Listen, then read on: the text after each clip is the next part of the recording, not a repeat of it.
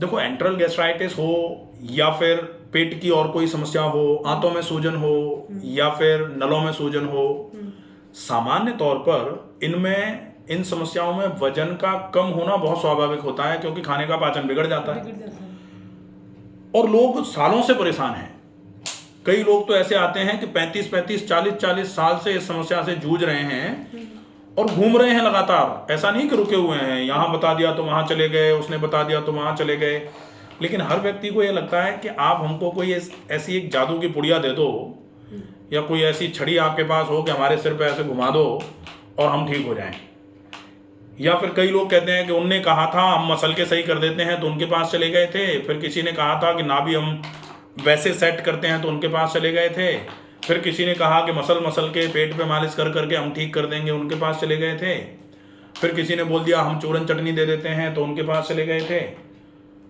ये सारे काम, और ये गलती नहीं है, लेकिन मानव स्वभाव ऐसा है कि मानव ये चाहता है, इंसान ये चाहता है हमको कुछ ना करना पड़े, कोई चूरन चटनी दवाई से हम पूरे तरीके से ठीक हो जाए। दवाइयाँ इमरजेंसी है, अगर आपको कोई इमरजेंसी आ गई है तो फॉर टाइम बीइंग कुछ समय के लिए आप दवाई ले लो और दवाई से उस समस्या को आप सिम्टोमेटिकली ठीक कर लो, लेकिन आगे चल के आप अपने शरीर को मजबूत करो ताकि दोबारा बीमारी नहीं आए।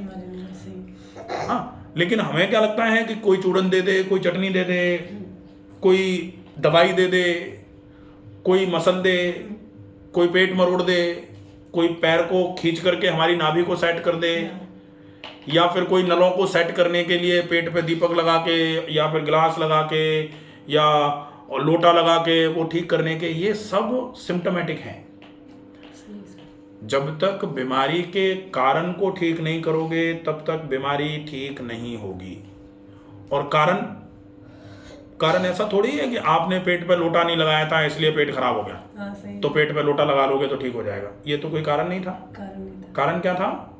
कारण रहा है लगातार व्यायाम नहीं करना, घर में काम भी ज़्यादा नहीं है तो काम भी नहीं करना, लगातार खाने पीने पर ध्यान नहीं रखना, चाय ज़्यादा पीना, ये भी कारण है। डेफिनेटली ये बड़ा कारण है। दूध पच नहीं रहा, मैदा बिल्कुल पच नहीं रही, लेकिन फिर भी मैदे से रिलेटेड चीजें। दूध नहीं पीती, नहीं, दूध तो नहीं पचेगा। दूध और दूध से बनी मिठाई आपके लिए ये मान लो जहर से भी ज्यादा नुकसानदायक है। मैं बोलती हूँ तो क्या नहीं है ना, दूध पीती नहीं है तो नहीं, दूध नहीं पचेगा। छाछ दही वगैरह कोशिश, हाँ दही छाछ ले लो, कोई इशू नहीं है। गाय के दूध की मलाई निकाल के दूध को जमाओ, उसके बाद दही और उसी की बिलो करके छाछ मक्खन निकाल के, ये अच्छा है, बढ़िया चलेगा। खट्टी नहीं होनी चाहिए, ये ध्यान रखना। अगर खट्टी छाछ लेंगे इरोजन बढ़ जाएंगे, ठीक है। अब खट्टी छाछ को लोग क्या करते हैं कि छाछ तो बहुत तीखी खट्टी थी और उसमें मिश्री मिला के मीठी कर दी, तो भी तासीर तो उसकी खट्टी ही थी ना, वो नुकसान ही करेगी फिर। तो छाछ खट्टी नहीं हो, भैंस की कोशिश करो गाय की अगर मिल जाए बकरी की चलेगी। भैंस है हमारी, बकरी है, गाय बकरी की चल जाएगी। भैंस की अगर मान लो ठीक है भाई, भैंस और गाय में अंतर वैसे ऐसा नहीं है कि बहुत विशेष कोई अंतर है। तो भैंस के दूध में फैट ज़्यादा होता है, तो फैट की चीज़ें थोड़ा कम करने का प्रयास कर रहे हैं, इस वजह से आपको भैंस का दूध या भैंस के दूध से बनी हुई छाछ या दही थोड़ा अवॉइड करने की कोशिश करें। प्रॉब्लम होती है, छाछ तो कम होती है। डेफिनेटली दूध तो मैंने बोला ही ना आपको कि दूध तो आपके लिए जहर से भी ज़्यादा नुकसानदायक है, तो जहर तो अपन नहीं खाते, तो जहर से ज़्यादा नुकसानदायक चीज़ें क्यों खाएंगे पिएंगे? सही बात है सर। तो ये तो आपको ध्यान रखना पड़ेगा, ठीक है। अब ये विशेष ध्यान रखना पड़ेगा कि आप कारण को ठीक कर दो। और कारण क्या है? एक्सरसाइज नहीं करना कारण था, तो एक्सरसाइज करना चालू कर दो। अब लोग कहते हैं कि आप इलाज नहीं बताते, आप तो ये फालतू की बकवास करते हो। एक्सरसाइज क्या करें सर? कौन सी एक्सरसाइज? जो मर्जी आए। मैं कहता हूं कि आप कुछ नहीं कर सकते तो टहल लो। टहलना, अगर जैसे बहुत सारे लोग ऐसे होते हैं कि गांव में महिलाएं हैं नहीं टहलने जाती हैं या नहीं है वो व्यवस्था, कोई बात नहीं, आप एक जगह पर बैठ करके ऐसे करके जो चक्की संचालन आसन होता है ना, पैर सामने फैला के चक्की संचालन आसन, ये कर लो। सीधे लेट करके घुटने इधर गर्दन इधर, घुटने इधर गर्दन इधर, राजा रानी आसन, मरकट आसन होता है, ये कर लो।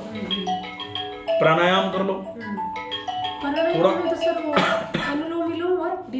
अनुलोम विलोम डीप ब्रीदिंग 2 पर्याप्त है, कपालभाति नहीं करना है। कपालभाति नहीं करना है, ठीक है, तो ये कर लो। कपालभाति तो 2 साल की है इसमें। नहीं, कपालभाति नहीं करनी है।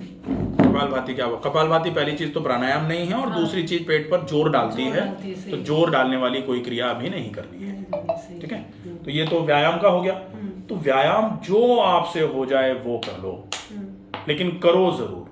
ठीक है और ऐसा नहीं कि व्यायाम का नाम कर लो, हम तो करते हैं 3 मिनट में सब कुछ खत्म कर देते हैं, नहीं सर, तो वो तो काम नहीं करेगा। व्यायाम का मतलब कम से कम 1 घंटे करना पड़ेगा, सही सर। तो फिर वो काम करेगा। मैं कहता हूँ 1 घंटे अगर बैठ करके आप इधर उधर हिलते डुलते ही रहो ना, तो वो भी व्यायाम ही है, वो भी तो व्यायाम ही है। मंडूकासन वो तो नहीं करने ना अभी? आप तो कर सकते हो मंडूकासन, कोई कर दिक्कत सकते नहीं हैं, है। हाँ। मंडूकासन तब मना कर दिया जाता है जब खाना ऊपर की तरफ आना चालू हो जाए, एसिड रिफ्लक्स हो, या फिर इसके साथ में हाइटल हर्निया हो जाए, हाँ। तब फिर वो मना कर दिया जाता है कि फिर पेट पे जोर पड़ेगा ऊपर की तरफ, तो वो बढ़ जाएगी प्रॉब्लम। है ना? और पवन मुक्त आसन कर सकते हैं, पवन मुक्तासन, मंडूकासन, ये आप कर सकते हो आराम से, सही है पेट के लिए। चलेगा। ठीक है, इसके बाद दूसरे नंबर पर परहेज। तो परहेज भी आप घर में ही आपको ही रखना है। मिर्च मसाले बंद कर दो, चिकनाई बंद कर दो, मैदा बंद कर दो, डब्बा बंद, सारी चीजें बिल्कुल बंद कर दो। ठीक है, घर का ताजा बना हुआ खाना खाओ। अब परहेज में ही भारी खाना मत खाओ, हाँ, भारी। जैसे उड़द की दाल, अरहर की दाल, चने की दाल, राजमे, छोले, 2-3 दिन पनीर। शादी में जिमली हालत खराब हो गई। हाँ, तो ये शादियों में जाओ, हाँ, लेकिन अगर संभव हो जाए, मैं तो जनरली यही बोलता हूँ कि अपना डब्बा लेके जाओ, वहाँ बैठ के आराम से कोने या में खा लो। सलाद का क्या जो सलाद भी तो सब पहले काट के रख लेते हैं, कंटामिनेटेड होता है, हाँ, तो वो खराब होता है। अब वो जो पेट से बीमार हैं हाँ। उनके लिए वो सारी चीजें सोचने की बात है। अदरवाइज कई लोग तो ये भी ज्ञान देते हैं, अच्छा इसका मतलब तो लोग शादियों में खाना ही नहीं खिलाएं किसी को।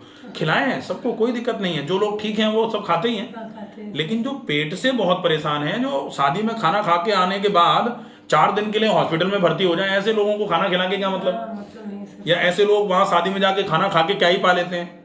सही। और मैं ऐसे कई लोगों को जानता हूँ, ऐसा नहीं कि मैं ये सब कहानी कह रहा हूँ। हाँ, सही है। कई लोग ऐसे हैं जो ये कहते हैं कि शादी में खाना खाया था, उसके बाद तो साहब हॉस्पिटल में भर्ती हो गए थे 5 दिन के लिए। भर्ती तो नहीं है सर, दिक्कत ज्यादा होती है। हाँ, तो दिक्कत ज्यादा हो रही है, कभी और ज्यादा हो जाएगी तो भर्ती होना पड़ेगा, तो क्या करोगे? हाँ, होना पड़ेगा, सही, ठीक है, सही। तो इसको विशेष ध्यान रखना पड़ेगा कि आप भारी खाना मत खाओ। अच्छा, दूसरा ये भी कोशिश करो कि लेट नाइट डिनर्स को बिल्कुल अवॉइड कर दो। 6 बजे, 6 बजे मैक्सिमम 7 बजे, 7 बजे। 7 बजे खा के फ्री हो जाओ।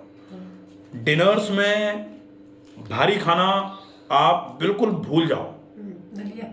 दलिया खा लो, खिचड़ी खा लो, मैं कहता हूँ उबली हुई सब्जी और रोटी भी अगर खानी पड़े ना तो खा लो, लेकिन डिनर में आलू के पराठे खा रहे हैं चटनियों के साथ, हाँ, वो गलत है। डिनर में अपन छोले और चावल खा रहे हैं, वो फिर गड़बड़ है, वो तो नहीं चलेगा, उसका विशेष ध्यान रखना पड़ेगा। ठीक है, वो दलिया गेहूं का है। दलिया अगर जौ का हो जाए तो और अच्छी बात है, ज्वार का हो जाए और बढ़िया है। हाँ। और अगर नहीं हो पाए तो दलिया गेहूं का चल जाएगा, क्योंकि वो आप चबा के खाओगे तो वो उतना महीन नहीं होगा। आटा गेहूं का जो होता है ना बहुत महीन हो जाता है, फिर चिपकता है वो। चिपकता है। और एक गेहूं से किसी को एलर्जी है तो फिर तो दलिया भी गेहूं का बंद करना पड़ता है। एलर्जी तो सर नहीं है तो। एलर्जी आपको अभी नहीं है, हाँ। तो दलिया गेहूं का चल जाएगा। बाकी अगर गेहूं का नहीं हो तो ज़्यादा अच्छा है, बहुत बढ़िया रहेगा। तो ये तो हो जाएगा क्या नहीं खाना है और क्या खाना है। ठीक है सर। व्यायाम हो गया, खाना हो गया, जीवन शैली विशेष ध्यान रखनी है। जीवन शैली में आप कोशिश करो सवेरे जल्दी जग जाओ, रात को जल्दी सो जाओ, शाम का खाना जल्दी खा लो, शाम का खाना हल्का खाओ, खाने को बहुत चबा के खाओ, पानी दिन भर में ज़्यादा पियो, खाने को बिल्कुल महीन करके अंदर की तरफ उतारना है और पानी को बिल्कुल चाय की तरह पीना है। और चाय नहीं पी जाए तो ज़्यादा अच्छा है। हाँ, सही। तो ये चीज़ें हैं, इनको ध्यान में रख लिया जाए, बढ़िया है, फिर कोई दिक्कत नहीं है। ठीक है।